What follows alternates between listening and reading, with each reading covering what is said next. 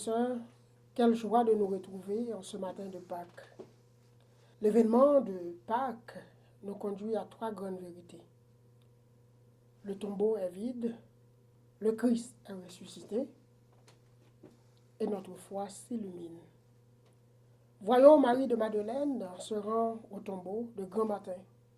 Surprise, la pierre a été enlevée. Elle va voir Simon-Pierre et l'autre disciple, celui que Jésus aimait. On a enlevé le Seigneur de son tombeau et nous ne savons pas où on l'a déposé. Les deux disciples se précipitèrent, courent vers le tombeau. Simon-Pierre s'essouffle. Mais l'autre disciple, probablement plus jeune que Pierre, arrive le premier, s'arrêtant au seuil du tombeau. Arriva à son tour Simon-Pierre. Ils rentrèrent dans le tombeau, constatant les linges posés à plat, les suaires pliées. Et là, nous dit le texte, ils virent et ils crurent.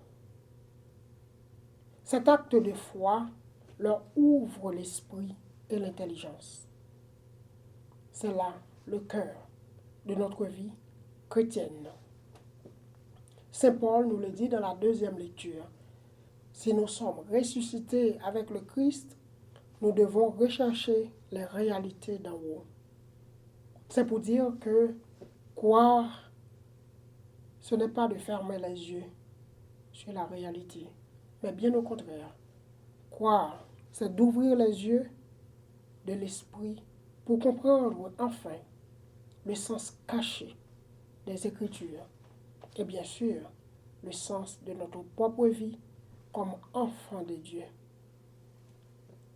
C'est en faisant le saut de la confiance que tout devient lumineux.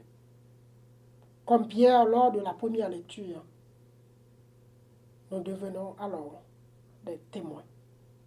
Nous comprenons que la mort n'a pas le dernier mot et ne l'aura jamais. Mes frères et sœurs, toute la beauté de cette bonne nouvelle est là. En croyant au Christ ressuscité, nous ne pouvons plus voir le monde de la même manière. La souffrance, les guerres, l'échec, le deuil ne sont plus des impasses, mais des lieux où la vie peut jaillir à nouveau. Demandons au Seigneur, mes frères et sœurs, la grâce de cette simplicité. Ne cherchons pas à tout expliquer par nous-mêmes. Osons d'abord dire oui, Seigneur, je crois. Et nous verrons alors nos vies s'éclairer par la lumière de Pâques. Joyeuse Pâques à vous tous et à vous toutes. Amen.